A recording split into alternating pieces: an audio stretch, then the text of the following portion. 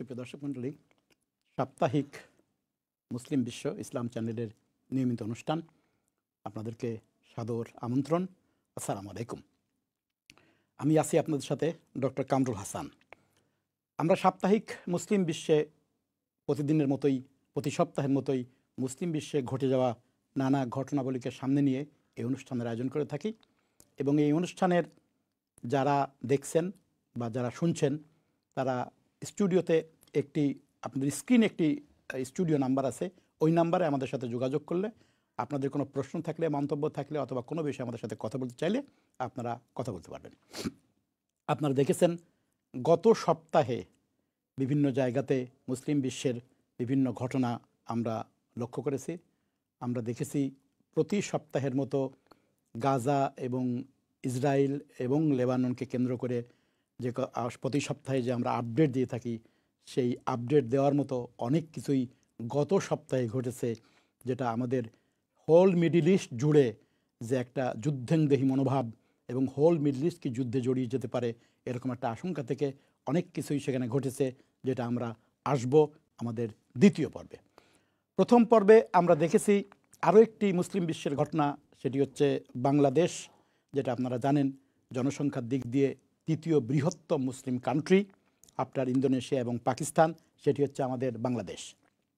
এখানেও অনেক ঘটনাবলীর মধ্য থেকে একটি ঘটনা আজকে আমরা আলোচনা করব। সেই ঘটনাটি হচ্ছে, আপনারা অনেকেই জানেন বা দেখেছেন খবরে, যে আমাদের একটি পার্বত্য অঞ্চল, যেটাকে আমরা চিটাগং হিল ট্র্যাক্টস বলি, আমাদের 3-4টা ডিস্ট্রিক্ট ওখানে আছে, যেটাকে আমরা পার্বত্য চট্টগ্রাম হিল ট্র্যাক্টস একটা ডিস্ট্রিক্ট আছে, রাঙ্গামাটি একটা ডিস্ট্রিক্ট আছে এবং বান্দরবন যদি আমাদের অ্যাডমিনিস্ট্রেটিভ জেলা বলি, এই 3টা মিলিয়ে যে আমাদের একটা পার্বত্য অঞ্চল, এই অঞ্চলে হঠাৎ করে একটি অশান্ত পরিবেশ তৈরি হয়েছে।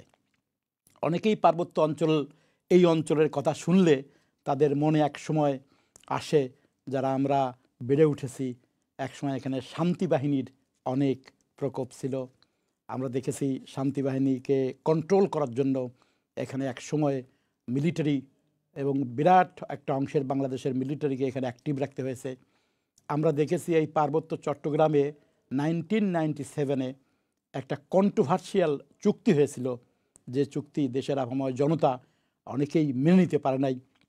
যে চুক্তিটা বলা হয়ে থাকে যে যারা এই শান্তি বাহিনীর প্রতিষ্ঠাতা তাদের পক্ষ থেকে এই চুক্তি করা হয়েছিল সরকারের সাথে, যদিও আজও পর্যন্ত সেই চুক্তি পুরোপুরি বাস্তবায়ন হয়েছে বলে কোনো পক্ষ থেকেই বলা হয় না যে এই চুক্তি বাস্তবায়ন করা হয়েছে। দুই পক্ষ থেকে অভিযোগ করা হয় যে এই চুক্তির শর্ত আয়দার সরকার মানছে না, অথবা যাদের সঙ্গে চুক্তিটা করা হয়েছিল তার মধ্যে সন্তুল আর্মা যিনি ছিলেন তিনি বলছেন যে সরকারের পক্ষ থেকে এই চুক্তি বারবার ভঙ্গ করা হয়েছে।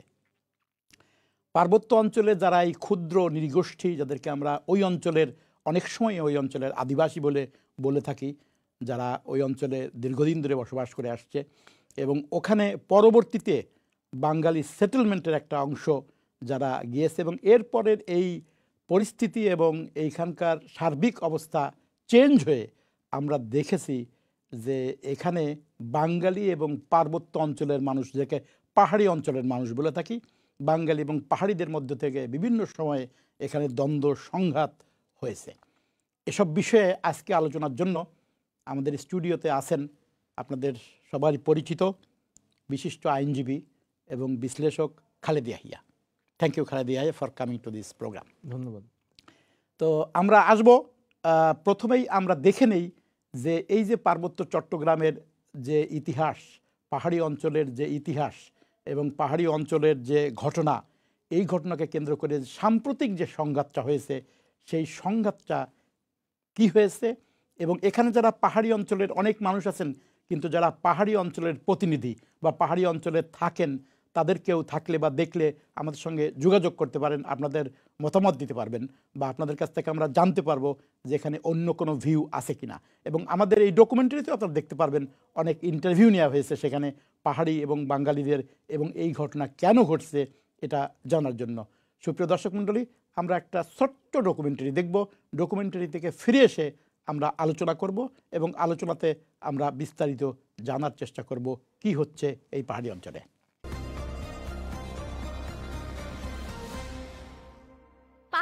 যে অস্থিতিশীলগুলো পরিবেশ এখন বর্তমানে কৃত্রিমভাবে মানে সৃষ্টি করা হচ্ছে, এখানে সেনাবাহিনীর মদত বলতে আমি বোঝাতে চাচ্ছি যারা ক্ষমতায় দায়িত্বপ্রাপ্ত আছেন তারা এখনো ফ্যাসিস্ট সরকারের মানসিকতা থেকে বের হয়ে আসতে পারেনি। স্বাধীন বাংলাদেশে বসবাস করতে চাই এবং সেই জায়গা থেকে আমরা আমি আমার নিজের বাড়িতে যাব, সেখানেও যাতে আমার পারমিশন না লাগে। সামরিক শাসন এখানে চলতেছে, আমাদের মানে কি বলবো, স্বাধীনতা, এক প্রকার স্বাধীনতা নাই। দুই সাইডকে হয় সমঝোতা করতে হবে, না হলে মনে হয় না এইভাবে অনেক দিন যাইতে পারবে।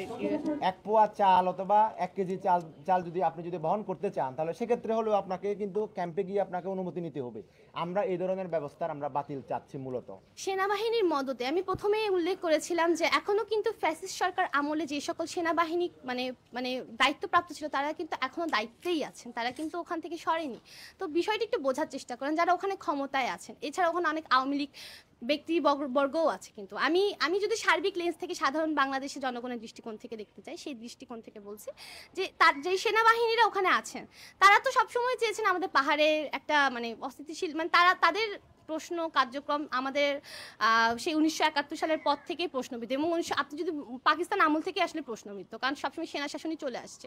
আমরা জিয়ার আমল দেখেছি, এরশাদের আমল দেখেছি, এরা সকলে কিন্তু একটা সামরিক সেনা।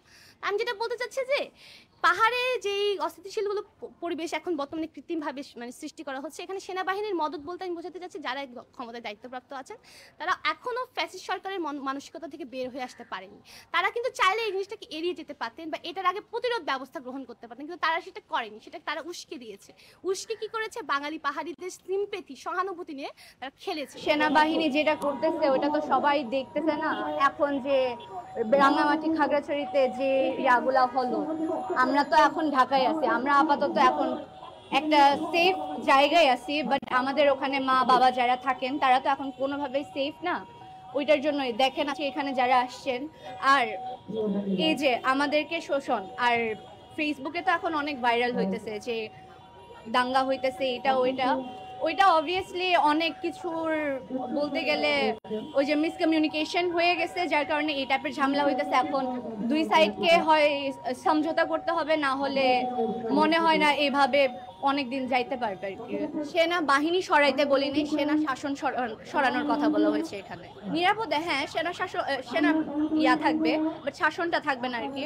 অবভিয়াসলি ওনারা তো আমাদেরকে প্রোটেকশন দিতেছে, আমরা তো কখনোই বলিনি যে সেনাবাহিনী সরিয়ে ফেলতে। আমরা বলেছি যে শাসনটা আমাদের উপর চলছে ওইটা সরিয়ে ফেলার জন্য। আমরা সেনা শাসনের পদ্ধতি আর চাই না, আমরা হচ্ছে সেনা শাসনের বিরুদ্ধে বলছি যে আমাদেরকে যে সামরিক শাসন এখানে চলতেছে, আমাদের মানে কি বলবো, স্বাধীনতা, এক প্রকার স্বাধীনতা নাই, তারপর অধিকার নাই কিছু বলার। যেমন এই যে জমিগুলাতে যে সেটেলাররা তো আগে এসে আমাদের জমিতে জুড়ে এসে বসেছে, তারপরে হচ্ছে অনেকে জমি হারা হয়ে গেছে। রিসেন্ট যে ঘটনা হয়েছে ঢিঙে নালায় অনেকে বাড়ি পড়ে দিছে, এরা বাড়ি না থাকলে থাকবে কোথায়? অবশ্যই তো পালাতে হবে, তো পালিয়ে আছে কোথায়? ওরা পালিয়ে আছে কোথায়? কিভাবে নিরাপদ জীবন কি ওরা পাচ্ছে? নিরাপদে কি আসছে? ওরা কেউ না নিরাপদে। আমরা আসলে সেনাবাহিনীর বিরুদ্ধে না, আমরা সেনা শাসনের বিরুদ্ধে। আমরা জানি যে স্বাধীন বাংলাদেশ, এখানে সবাই স্বাধীনতা করছে, কিন্তু পার্বত্য চট্টগ্রামে আপনি দেখেন সেখানে কিন্তু সেনা শাসন দ্বারা পরিচালিত হচ্ছে। আমরা যে কোনো জায়গায় গেলে আমাদের পারমিশন লাগে। আমরা আসলে স্বাধীন বাংলাদেশে বসবাস করতে চাই এবং সেই জায়গা থেকে আমরা আমি আমার নিজের বাড়িতে যাব, সেখানেও যাতে আমার পারমিশন না লাগে। সেই জায়গা থেকে আমরা চাচ্ছি যে সেনাবাহিনী যে সেনা শাসন রয়েছে সেইগুলো পার্বত্য চট্টগ্রামকে সেই সেনা শাসন থেকে মুক্ত করা হোক। হাসিনার সময়ে, ফ্যাসিস্ট হাসিনার সময়ে যে সমস্ত সেনাবাহিনী কর্মকর্তাদের পার্বত্য চট্টগ্রামে পদায়ন করা হয়েছে, তারা এখনো বহাল তবিয়তে সেখানে রয়েছেন। আমরা মনে করি এখানে এটা একটা কারণ হতে পারে, তারা একটা সাম্প্রদায়িক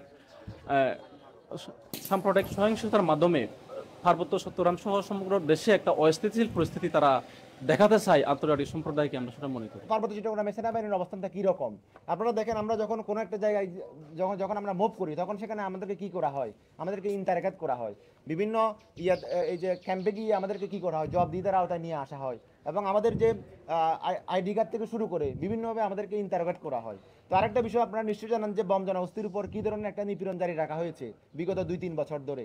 কি করা হচ্ছে সেখানে, যে 1 পোয়া চাল অথবা 1 কেজি চাল আপনি যদি বহন করতে চান, তাহলে সেক্ষেত্রে হলেও আপনাকে কিন্তু ক্যাম্পে গিয়ে আপনাকে অনুমতি নিতে হবে।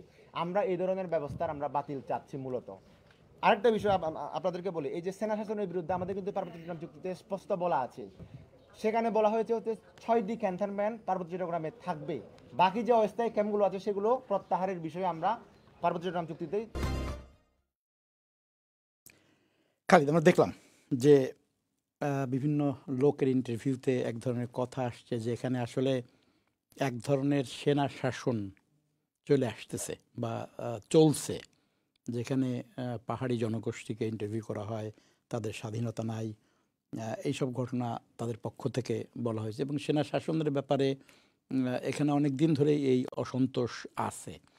এবং এখানে আরেকটা বিষয় আসছে তাদের আলোচনা থেকে, যে এটা অনেক সময় দেখা যায় যে ক্ষুদ্র ঘটনাকে কেন্দ্র করে পাহাড়ি এবং বাঙালিদেরকে উস্কানি দিয়ে এক ধরনের এখানে স্বার্থ আদায় করা হয়। গণ্ডগোলটা পাহাড়ি এবং বাঙালিদের মধ্যে যদিও ঠিক ওরকম কোনো বিরোধ ওখানে ছিল না, এরকমও করা হয়, ইত্যাদি ইত্যাদি সম্পর্কে নানা প্রসঙ্গ আসছে। তো আমরা প্রথমে আসি যে এই ব্যাপারটা যে সাম্প্রতিক যে ঘটনাটা ঘটলো, তারপর আমরা ইতিহাসের দিকে একটু আসবো না আর কি। সাম্প্রতিক ঘটনাটা কে কেন্দ্র করে যে পাহাড়ি এবং বাঙালিদের মধ্যে এখানে ইয়েটা হলো, এই ব্যাপারে কি মন্তব্য বা এই ব্যাপারে কি মনে হয় তোমার কাছে? জি, ধন্যবাদ ডক্টর কামরুল ভাই। খুব গুরুত্বপূর্ণ একটা বিষয় নিয়ে আজকে আমরা আলোচনার জন্য অবতারণা করেছি। আসলে এই অঞ্চলটা কিন্তু বাংলাদেশের 1/10 এবং বিভিন্ন কারণে এই অঞ্চলটা যদিও 1/10, তারপরেও খুব গুরুত্বপূর্ণ। এখানে আমাদের বনজ সম্পদ আছে, প্রাকৃতিক সৌন্দর্যের বিষয় আছে, এবং গুরুত্বপূর্ণ বিষয় হচ্ছে আমাদের যে 2টা পার্শ্ববর্তী রাষ্ট্র তাদের সাথে যে সীমান্তবর্তী যেই বিষয়টা, সেটা কিন্তু এই 3টা জেলাকে কেন্দ্র করে হয়। এই জন্যে আমরা দেখি যে বাংলাদেশ অ্যাজ এ কান্ট্রি, এটা কিন্তু সবসময় যে সরকারের আমলেই হোক, ওইখানকার যে আদিবাসী বলি অথবা ক্ষুদ্র নৃগোষ্ঠী বলি, ওখানকার জনগণদেরকে কিন্তু একটা বিশেষ স্পেশাল কনসিডারেশন দিয়েই রেখেছিল। সেটা আমরা সবসময় দেখি। তাদের জন্য আলাদা কোটার ব্যবস্থা আছে, সেখানে তাদেরকে পার্বত্য চট্টগ্রাম উন্নয়ন বোর্ড করা হয়েছে, তাদের ক্ষেত্রে একটা পার্বত্য চট্টগ্রাম আলাদা মন্ত্রণালয়ও আছে। তো মোটামুটি আমরা এভাবে বলতে পারি না যে রাষ্ট্র তাদের প্রতি কোনো গুরুত্ব দেয়নি, এটা আমরা বলতে পারবো না। সাম্প্রতিক যে ঘটনাটা হলো সেটা কিন্তু খুবই ইনসিগনিফিকেন্ট একটা ঘটনা, এবং সেখান থেকে এই বিষয়টা যে কেন এই পর্যায়ে আসলো, এটাও কিন্তু বিশেষজ্ঞ যারা আছে, ইভেন যারা স্থানীয় আছে, তারাও কিন্তু এই বিষয়টা কোনো সুরাহা করতে পারছে না। যে সামান্য একজন ব্যক্তি, যদিও তার বিরুদ্ধে মামলা ছিল, তাকে ডেকে আনা হলো, মোটরসাইকেল চুরির অভিযোগে তাকে ডেকে এনে হত্যা করা হলো। 3জন মূলত প্রধান আসামি, তার ওয়াইফ মামলাটা করলো, এবং আরও অজ্ঞাত বেশ কয়েকজন আসামি আছে। 3জনই পূর্বের পৌর চেয়ারম্যান ছিলেন, উপজেলা পরিষদের চেয়ারম্যান ছিলেন, আরেকজন এমনি সাধারণ ব্যক্তি ছিলেন। 3জনই কিন্তু বাঙালি ব্যক্তি, পাহাড়ি না। কিন্তু এই যে ঘটনাটা ঘটলো, এর এক্স্যাক্ট যে কারণ এবং বিস্ফোরণ এত বড় হয়েছে, এটার বিশ্লেষণ আমরা আলোচনা করব। এটা আলোচনা করবো আমাদের সময়। আমরা এখন যেতে হচ্ছে এশার নামাজের বিরতিতে। এশার নামাজের বিরতির পরে এসে আমরা এই বিষয়টা আরও আলোচনা করব। সুপ্রিয় দর্শক মণ্ডলী, আমরা ঈশান নামাজের বিরতি চলে যাচ্ছি। আশা করি বিরতির পরে আমাদের সাথে আপনারা থাকবেন সাপ্তাহিক মুসলিম বিশ্বের এই প্রোগ্রামে।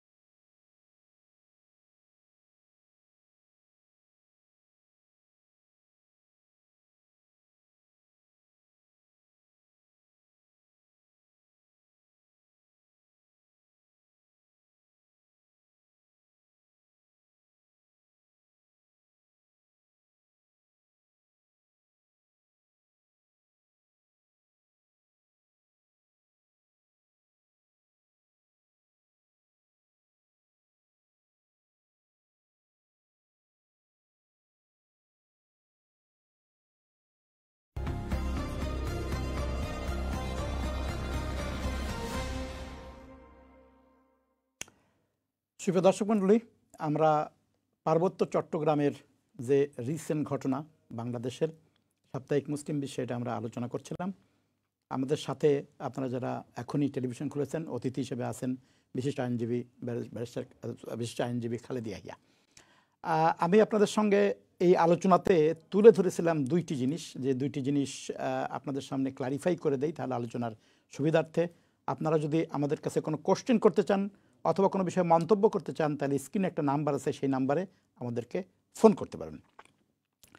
পার্বত্য চট্টগ্রামের এই টোটাল কনফ্লিক্টটাকে খালি দুইটা ভাগে ভাগ করা হয়। আমরা দেখলাম একটা ভাগ হচ্ছে এটার শুরু হলো 1977 যখন বাংলাদেশের সামরিক শাসন ছিল, সেইখান থেকে এটা চলেছে একদম 1997 পর্যন্ত। এই সময়টাতে ওখানে কিন্তু সত্যিকার অর্থেই একটা ব্যাপক যেটাকে বলে ইন্টারনাল কনফ্লিক্ট, যুদ্ধ, এবং আমাদের সেনাবাহিনীর বিরাট একটা অংশ সেখানে ছিল। এবং ওই যে পার্বত্য চট্টগ্রাম জনসংহতি সমিতি যেটাকে বলে, তার কিন্তু আর্মস উইং ছিল হচ্ছে শান্তিবাহিনী। এবং এই সবটার একটা বলা হয়ে থাকে যে 1997 যে চুক্তিটা হয়, এই চুক্তির ফলে এইটা কমে যায়, অথবা ওই ফেজটাকে বলা হয় যে ওই ফেজটা বন্ধ হয়ে গেল।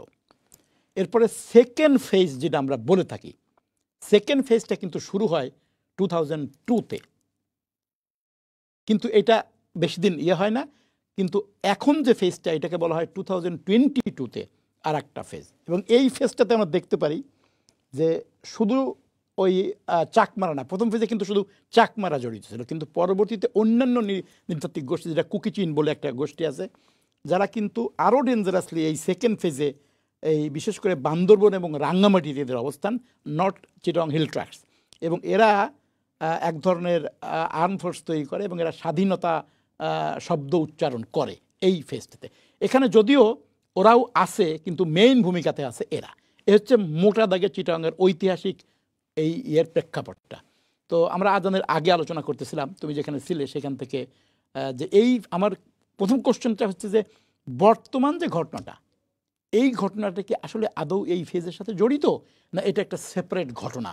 এটা কিন্তু আমাদেরকে প্রথমে আইডেন্টিফাই করতে হবে। দিস ইজ ইম্পর্টেন্ট, যে ওই ঘটনাগুলো কিন্তু একেবারে নৃতাত্ত্বিক গোষ্ঠীর নিজস্ব আর্মস বাহিনী, এবং বলা হয়ে থাকে যে বাংলাদেশ সেনাবাহিনী, যেহেতু বাংলাদেশ গভর্নমেন্ট আর বাংলাদেশ সেনাবাহিনী ওখানে অনেকটাই, কিন্তু ওখানে যে কথাটা তারা বলেছে এটা কিন্তু রাইট, ওখানে অনেকটাই সেনা শাসন ছিল, এবং এটা অনেক দিনই ছিল, মানে বিএনপি গভর্নমেন্টের সময় ছিল, আওয়ামী লীগের গভর্নমেন্টের সময় ছিল, যেটাকে আমরা সেনা শাসন বলি ওই অঞ্চলের জন্য। তো আমার প্রথম কোশ্চেন হচ্ছে এখন যে ওই অঞ্চলটা কি এই যুদ্ধের অংশ বলি, না আসলে ওইটা এখন খুব বেশি আমরা দেখি না, এটা একটা সেপারেট ঘটনা, যেখানে বাঙালিরা, পাহাড়িরা স্বাভাবিকভাবে বাঙালিরা ওখানে সেটেলার হয়েছে, পাহাড়িরা ওখানে আসে, অতএব এই ঘটনা ঘটছে। What is your opinion? জি, আপনি এই যে ভাগগুলো করলেন ইতিহাসের বেশ কয়েকটা পর্যায়ে, আমরা যদি একটু দেখি আর কি, আপনি যেটা বললেন যে 60s-এর দিকে যখন ওখানে ওই রাঙ্গামাটিতে যে কর্ণফুলী টানেলটা করা হয়, ওটা তো একটা কৃত্রিম লেক ছিল, রাঙ্গামাটি লেক, এবং ওখান থেকে বোধহয় 50 বা 60 বা 65 এরকম মেগাওয়াট বিদ্যুৎ উৎপাদনের জন্য করা হয়, এবং ব্যাপক মানুষ ক্ষতিগ্রস্ত হয়, যারা এই ক্ষুদ্র নৃগোষ্ঠী জমি অধিগ্রহণ করা হয়। মূলত ওইটাই হচ্ছে ইতিহাসের দিক থেকে খুব নিকট অতীতে, ওইটাই হচ্ছে প্রথম তাদের উপরে একটা মানসিক, আমরা যেটা বলেছি এটা বাংলাদেশ টাইমে, আর ওইটা হচ্ছে পাকিস্তান আমলে। Thank you.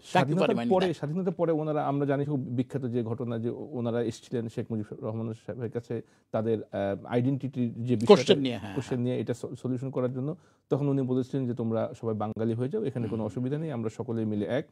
তখনও কিন্তু তাদের যে মূল সমস্যা সেটা তারা সমাধান পায়নি, এবং ভিতরে তাদের ক্ষোভ ছিল, এবং পার্লামেন্টে এটা কথা উঠছিল, ডিবেট হয়েছিল, এবং বলা হয়েছিল যে সম্ভব নয়, কখনোই কোন ক্ষুদ্র নৃগোষ্ঠী যেভাবে বাঙালি হওয়াটা সম্ভব না। আর দর্শকদের আমরা জানার জন্য বলছি আর কি ইতিহাসের যে বাক পরিবর্তনগুলো। Thank you. এরপরে আমরা জানি যে পরবর্তীতে সামরিক শাসকের সময়, প্রেসিডেন্ট জিয়াউর রহমানের সময় কিন্তু ওই বিষয়টাকে অ্যাড্রেস করে বাঙালি জাতীয়তাবাদের পরিবর্তে বাংলাদেশি জাতীয়তাবাদ, এবং এখানে বলা হয়েছিল যে তোমার যে পরিচয় সাঁওতাল সব থাকবে, পাহাড়ি, এই অঞ্চলের মধ্যে যারা বাস করবা সবাই বাংলাদেশি। এই যে একটা ইউনিক একটা কনসেপ্ট ছিল, এটা কিন্তু তখন যে ক্ষোভ ছিল কিছুটা প্রশমিত করেছে, এটা আমরা জানি আর কি। এখান থেকে যেটা আপনি বললেন যে ওই যে একটা ফেজ, যে ফেজটাতে হচ্ছে কিছু মানুষদেরকে সেখানে এসে আবাসনের ব্যবস্থা করা হয়েছিল, যেটা এখন বলা হয় যে সেটেলার, বাঙালি এই বিষয়টা একটা গুরুত্বপূর্ণ। তখন প্রায় 3 লাখের মতো মানুষ 79 থেকে 82 এই সময়টাতে সেখানে স্থাপন করা হয়েছিল, যেটা এখন একটা বিতর্কের কারণ। সেখানে আমি আসছি আর কি। 2002 থেকে যে বাক পরিবর্তনের কথা আপনি বললেন, 1997 সালের 2রা ডিসেম্বর যে শান্তি চুক্তিটা হয়েছিল, ওইটাই একটা মেজর পয়েন্ট, ওর আগের একটা পর্যায় এবং পরের একটা পর্যায়। ওইখানে কিন্তু মূলত 4টা দাবি, আমরা যদি সামারি করি তাহলে তাদের পক্ষ থেকে 4টা দাবি ছিল।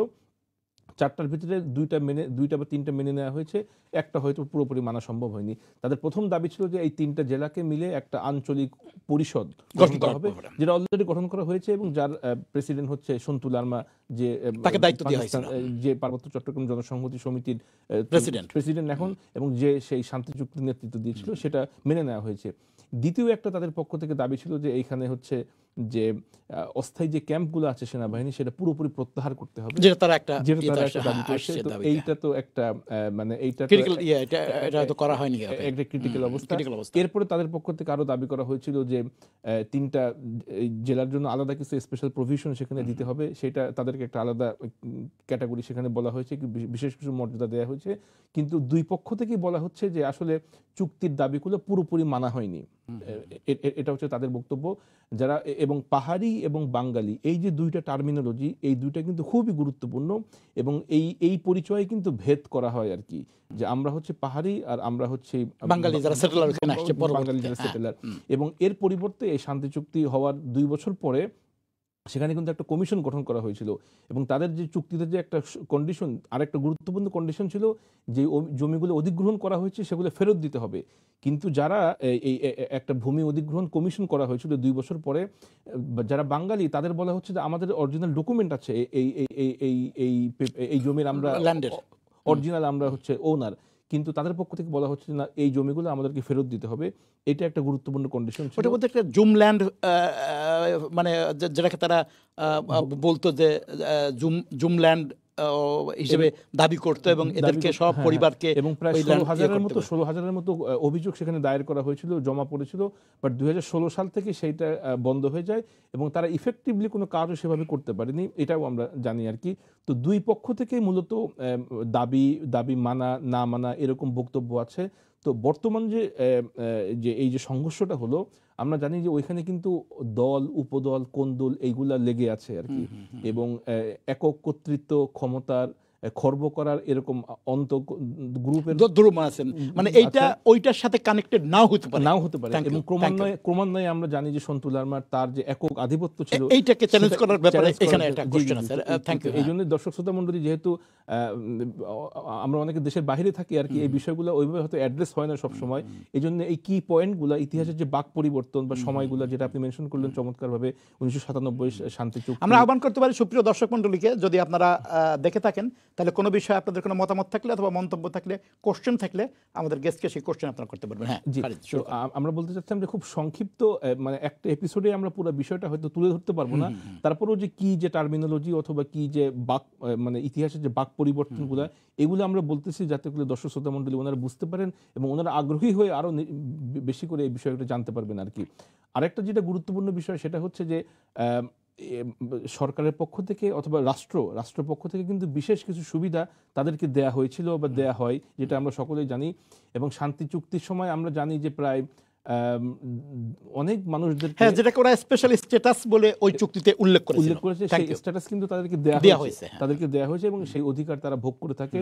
এবং প্রায় 700-র মতো যারা শান্তি বাহিনী ছিল তাদেরকে পুলিশ চাকরি দেওয়া হয়েছে, প্রত্যেককে 50,000 টাকা করে উপঢৌকন বা একটা প্রণোদনা দেওয়া হয়েছিল।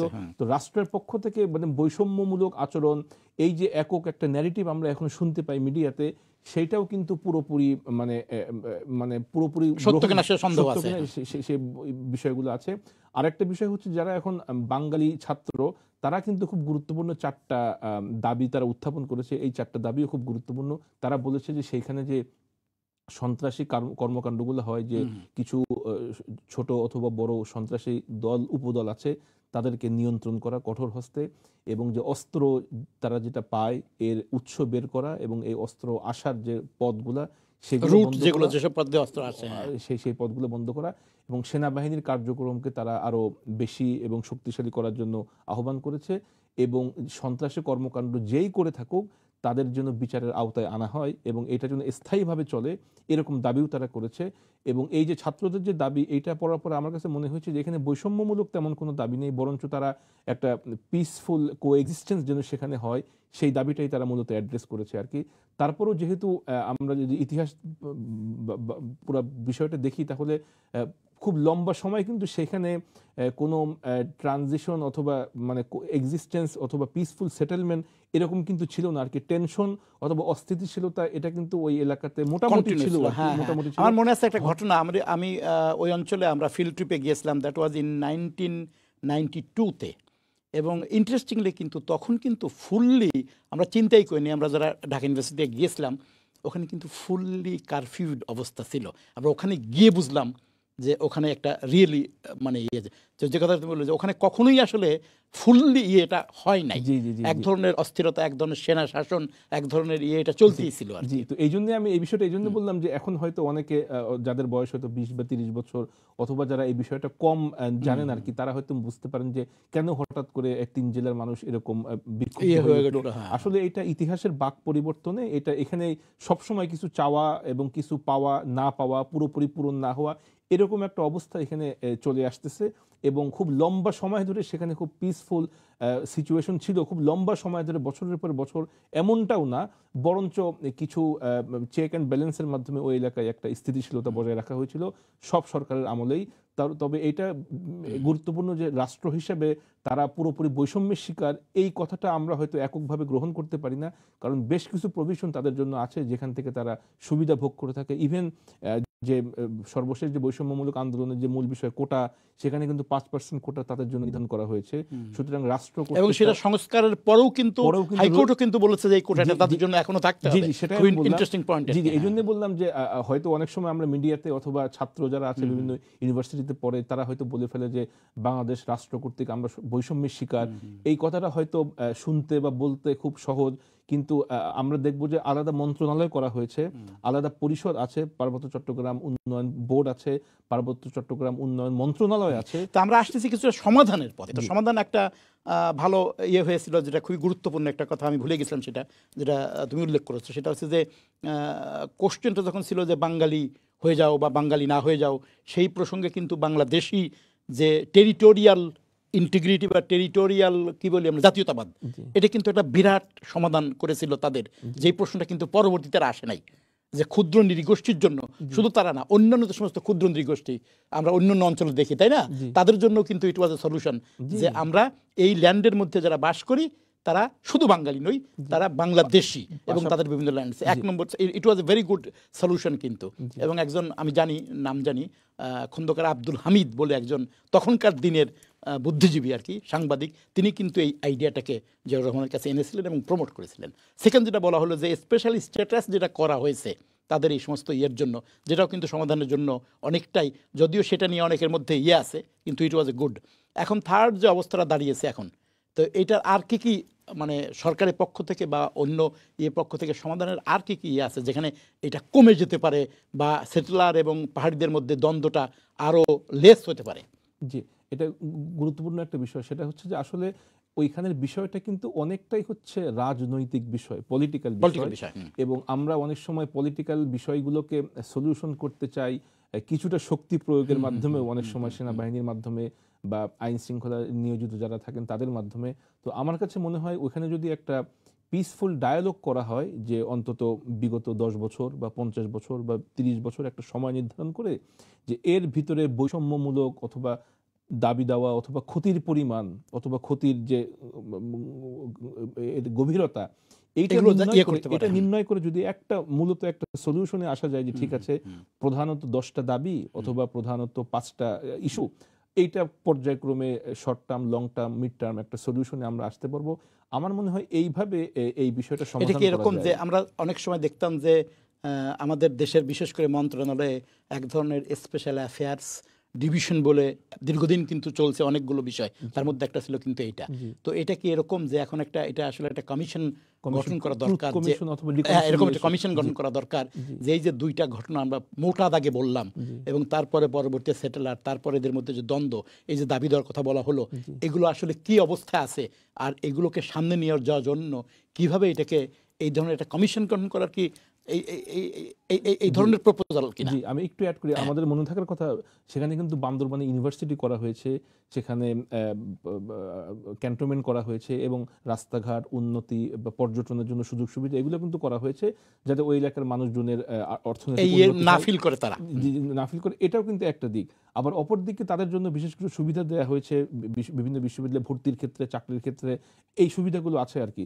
সুতরাং এক কেন্দ্রিক যে তারা সবসময় বৈষম্যের শিকার, এইটাও ঠিক যেমন বলা যাচ্ছে না।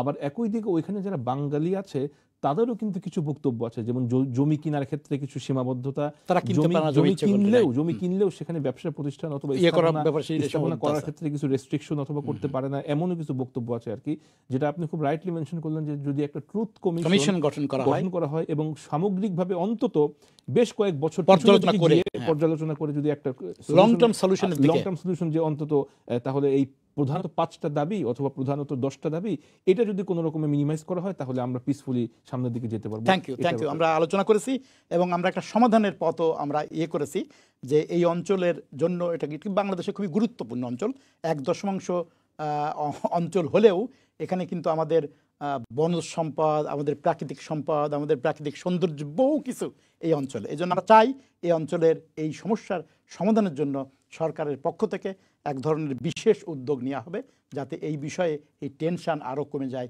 এবং ওই অঞ্চলে শান্তি ফিরে আসে। সুপ্রিয় দর্শক মণ্ডলী, আপনারা যারা সাপ্তাহিক মুসলিম বিশ্বে আমাদের সাথে এখনও আছেন, আমরা আজকের একটি দ্বিতীয় গুরুত্বপূর্ণ বিষয়, যেটা আপনাদের সামনে আমরা প্রতি সপ্তাহে এসে থাকি, সেটার আপডেট দেই। সেই আপডেট এই সপ্তাহে অনেক বেশি গুরুত্বপূর্ণ হিসেবে এসছে। সেটি হচ্ছে, আপনারা যারা এখন আমাদের পর্দায় রয়েছেন, স্ক্রিনে নাম্বার আছে, এই নাম্বারে আমাদের সাথে এই দ্বিতীয় বিষয়টি নিয়েও আলোচনা করতে চাইলে, কথা বলতে চাইলে সুযোগ রয়েছে প্রশ্ন করার, মন্তব্য করার, অথবা কোনো বিষয়ে স্পেশাল আলোচনা করার।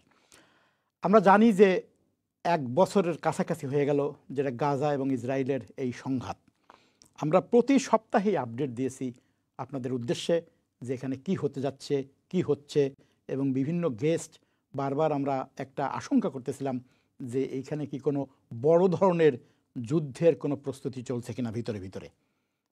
গত সপ্তাহে অর্থাৎ আজকের দিন পর্যন্ত এখানে কিন্তু সেরকম একটি অবস্থাই তৈরি হয়েছে। আপনারা যারা টেলিভিশন দেখেছেন, আপনারা যারা সোশ্যাল মিডিয়া দেখেছেন, তারা দেখতে পেয়েছেন যে এখানে খুব সিভিয়ারলি গতকালকে, পরশু এবং আজকে ইসরায়েল এবং হিজবুল্লাহর মধ্যে, লেবাননের, আপনারা জানেন যে হিজবুল্লাহ লেবাননের মধ্যে অবস্থিত, অতএব লেবাননের বৈরুতে শুধু বিমান হামলা নয়, আজকে পর্যন্ত আমি বিকালে নিউজ দেখেছিলাম প্রায় 272 জন বোধহয় মৃত্যুবরণ করেছে, এবং এটা 2006 সালের পরে ইসরায়েলের সবচেয়ে বড় বিমান হামলা।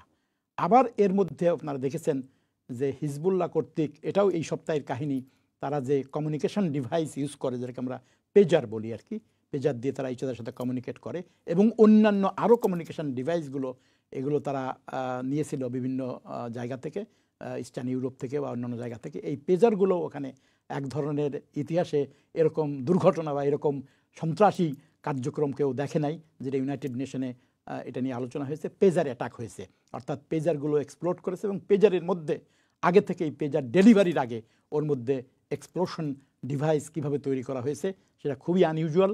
এই ধরনের ঘটনাবলী এখানে ঘটছে। আমরা একটু দেখে নেই, এই যে বর্ণনা আমি দিলাম তার একটা ডকুমেন্টারিতে আমরা দেখে নেই যে এই গত সপ্তাহে বা এই 3-4 দিন 5 দিনের মধ্যে ওখানে কি ঘটেছে, এবং কি ঘটনা ঘটার পরে আমরা আসব আমাদের গেস্টের কাছে আলোচনার জন্য। সুপ্রিয় দর্শক মণ্ডলী, আমরা একটা ডকুমেন্টারিতে চলে যাচ্ছি ইসরায়েল, গাজা এবং লেবাননকে নিয়ে।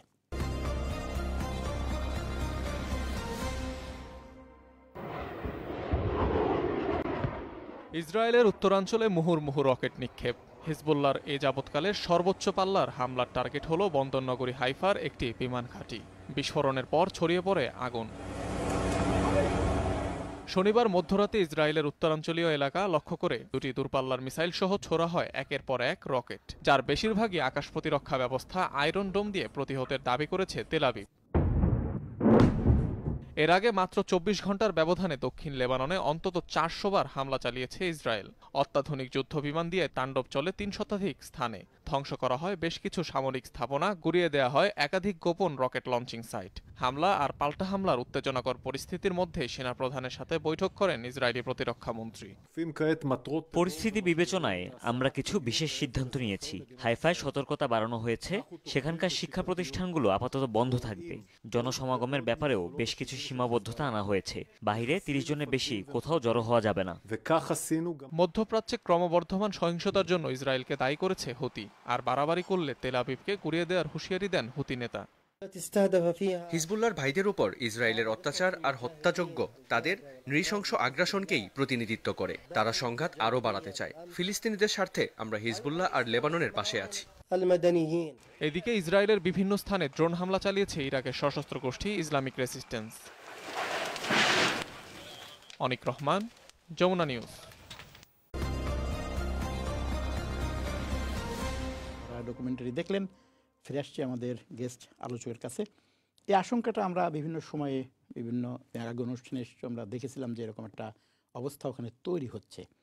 তো এখন কি মনে হচ্ছে সেই অবস্থারই মানে এসকেলেশন, যেটা আমরা দেখেছি যে আমরা বারবার বলেছি যে গাজাকে কেন্দ্র করে যে সিজ ফায়ার অ্যাগ্রিমেন্ট, এটা আমরা যেটা অনেকটাই বলেছিলাম সেটাই হতে যাচ্ছে যে ওখানে কোনো সিজ ফায়ার অ্যাগ্রিমেন্টে ইসরায়েল আসবে না।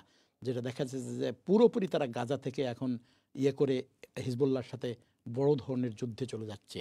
এবং এখানে ইরাক এবং হিজবুল্লাহ পাল্টা করেছে, এবং ইরাকের একটা গোষ্ঠীও বলেছে, হুতিদের কথা শুনলাম।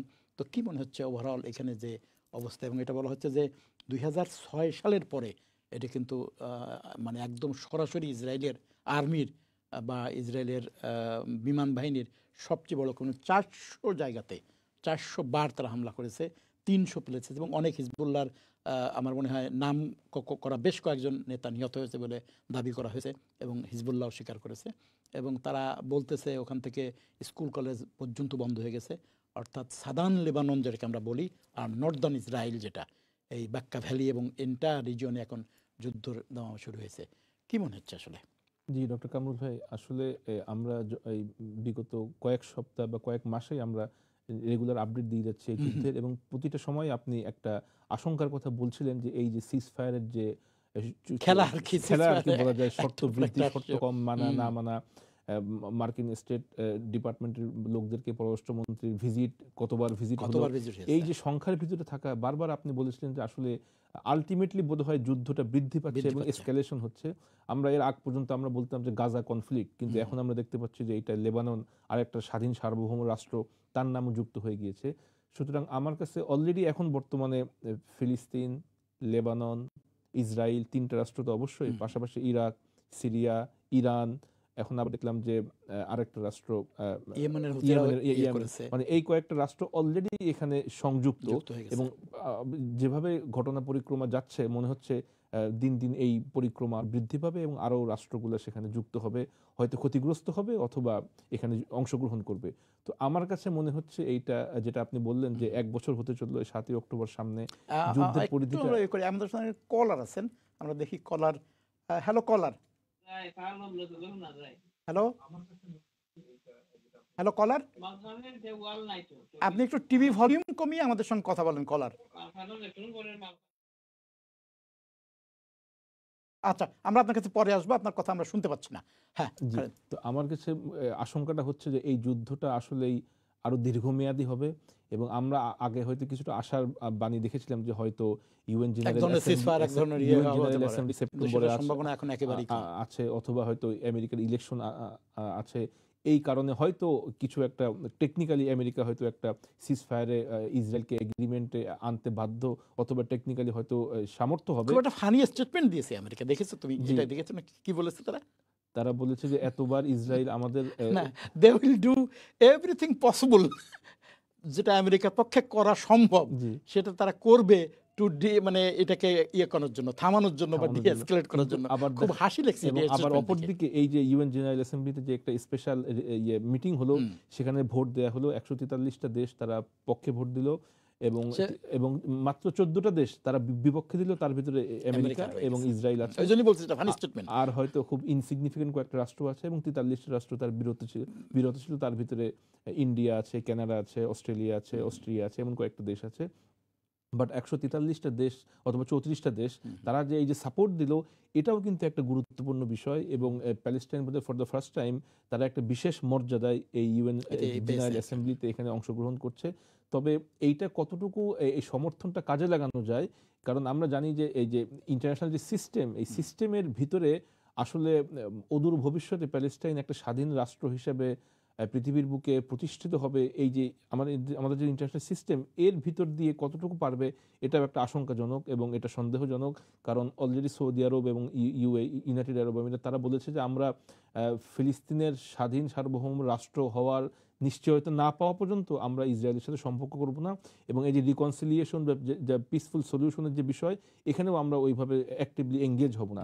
তার মানে পুরো বিষয়টাই হচ্ছে একটা সন্দেহের। ইসরায়েল কিন্তু আরেকটা ব্যাপারে ক্লিয়ার করেছে, এই যুদ্ধটা যে শুরু হলো সেখানে সে ক্লিয়ার করেছে যে গাজাতে তার যুদ্ধ শেষ হয়ে যাওয়ার পরে বা গাজাতে যদি তার গাজাতে সেনাবাহিনী থাকবে এবং তার কন্ট্রোল থাকবে। এটা কিন্তু আজকে ইসরায়েলের যে ডিফেন্স মুখপাত্র সে কিন্তু পরিষ্কার বলেছে যে গাজাতে সে তার কন্ট্রোল এবং তার সেনাবাহিনী যদি ওখানে যুদ্ধ সে নাও করে বা ওখানে যদি নতুন করে অ্যাটাক না করে, এটা থাকবে। এটা কিন্তু পরিষ্কার বলেছে, যেটা আমেরিকা আগে তাকে চেষ্টা করেছিল নিবৃত করতে, কিন্তু এটা পরিষ্কারভাবে বলেছে। ইসরায়েলের এই স্ট্যান্ডটা সবসময় তাদের প্রধান টার্গেটই হচ্ছে গাজায় কন্ট্রোল রাখা এবং গাজায় তাদের সামরিক বা সেনা মোতায়েন, যেটা হচ্ছে ওই আমাদের মূল ইস্যু। হ্যাঁ, এবং যেটা ওই চুক্তির আমরা যে সিসফায়ারের এগ্রিমেন্ট, সিসফায়ার চুক্তি খেলা করছি, এখানে কিন্তু মেইন পয়েন্ট আর কি, যেখানে হামাস এগ্রি করছে না এবং তাদের মূল পয়েন্ট হচ্ছে এই শর্ত আগে মানতে হবে, এরপরে বাদবাকি শর্ত নিয়ে আলোচনা হতে পারে। এবং আপনি যেটা বললেন যে এই জন্য ওই সিসফায়ার চুক্তির কোনো সম্ভাবনা নেই, যেহেতু ইসরায়েল এই পয়েন্টে একদম ফুললি অ্যাগ্রিড যে সে গাজাতে তার কন্ট্রোল রাখবে, তার সেনাবাহিনী রাখবে। এখন আমরা আসতেছি হলো যে এই যে তাহলে এইটা যদি এই অবস্থা থেকে যায় এবং 1-2 দিনের মধ্যে ইয়েতে খুব অল্প অ্যাটাক হয়েছে গাজাতে, পুরো যুদ্ধের মোড়টা এখন কিন্তু লেবানন এবং এই কেন্দ্রিক, অর্থাৎ হিজবুল্লাহ, লেবানন এবং যদি ইরাক যুক্ত হয় বা অন্যান্য জায়গা থেকে যুক্ত হয়, এইটার এখন আমরা করতেছি যে এইটাই কি এখন তাহলে মিডল ইস্টের বড় ধরনের। এবং মুসলিম বিশ্বের এক ধরনের অনেক স্কলার আছেন, আমি সাদি হামিদ বলে একজন খুব নাম করা স্কলার, তিনি যেটা উল্লেখ করেছেন যে এর জন্য সবচেয়ে দায়ী হলো মুসলিম বিশ্বের কিছু কান্ট্রি। কারণ এই সিসফায়ারের অ্যাগ্রিমেন্টে বা এটাকে পুশ করে এটা করা বা অন্যান্য ক্ষেত্রে তাদের ভূমিকা খুবই টিমিড, ইংরেজিতে যেটাকে বলে খুবই খুবই খুবই স্বল্প। আমি আপনার এই মতামতের সাথে সম্পূর্ণ একমত। মুসলিম দেশগুলো, বিশেষ করে মিশর, কাতার বা আনুষঙ্গিক সামগ্রিকভাবে মিডল ইস্টের মুসলিম দেশগুলো, তারা যদি তখন সিজফায়ারের জন্য ইসরায়েলকে আরও বেশি প্রেশার দিয়ে একটা পর্যায়ে আনতে পারতো, তাহলে এই যে যুদ্ধটার এসকেলেশন অথবা বৃদ্ধি পাচ্ছে, এইটা হয়তো হতো না। এবং দেখা যাচ্ছে আজকে একটা দেশ অ্যাটাক হচ্ছে, হয়তো একদিন পরে বা 1 মাস পরে বা 3 মাস পরে অন্য আরও মুসলিম দেশগুলো আক্রান্ত হতে পারে। এই জন্যে failure of the Muslim countries in the middle east, এটা অবশ্যই, এবং এই দোষগুলো এই দায় তারা এড়াতে পারে না। ঠিক একইভাবে এখন যে বিষয়টা আছে, এখন ইউএন জেনারেল অ্যাসেম্বলি এটা চলমান, তো এইখানে হয়তো ওয়ার্ল্ড লিডাররা একত্রিত হবেন, এই বিষয়টা অ্যাড্রেস করবেন। এবং গত অক্টোবর থেকে যেহেতু এই সেপ্টেম্বর, এটাই প্রথম ইউএন জেনারেল অ্যাসেম্বলি, ওয়ার্ল্ড লিডাররা হয়তো এই বিষয়ে বক্তব্য দিবেন। তবে বক্তব্য দিলেও যে মূল বিষয়টা যেটা আমি মেনশন করলাম, সেখান থেকে কোনো আলটিমেট সিদ্ধান্তে তারা পৌঁছাতে পারবে না। এবং এই যুদ্ধ বন্ধে, কারণ আমরা জানি যে ইন্টারন্যাশনাল লতে কোনো এরকম কোনো মেকানিজম নেই, যে সেখানে কোনো এনফোর্সিং পাওয়ার নেই, যে এবং কোনো ইউএন জেনারেল অ্যাসেম্বলি সেটা যদি রিজলিউশন পাস হয়, সেই রিজলিউশনটা ইম্পোজ করার জন্য কোনো মেকানিজম নেই। এই জন্য বলতে গেলে পৃথিবীতে কোনো শক্তি নেই, যদি আমরা এভাবে বলি, যে ইসরায়েলকে এই পিসফুল রিজলিউশন অথবা যুদ্ধবিরতি অথবা যুদ্ধ থেকে ফেরত আসা, এরকম কোনো কাজে তাকে ইম্পোজ করার মতো বা বাধ্য করার মতো কোনো মেকানিজম অথবা কোনো এনফোর্সিং ক্যাপাসিটি নেই।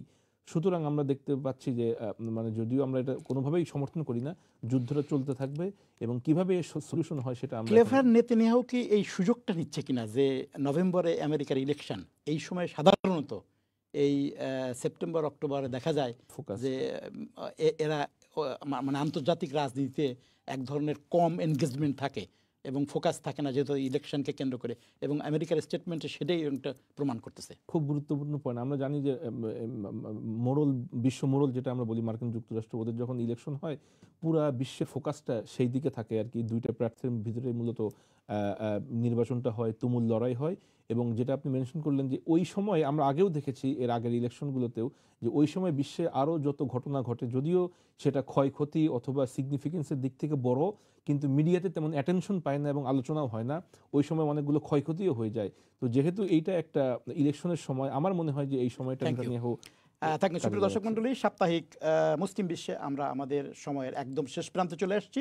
আগামী সপ্তাহের এই অনুষ্ঠান দেখার আমন্ত্রণ জানিয়ে আজকের মতো আমরা এখানেই বিদায় নিচ্ছি। শুভ সকাল, আল্লাহ হাফেজ।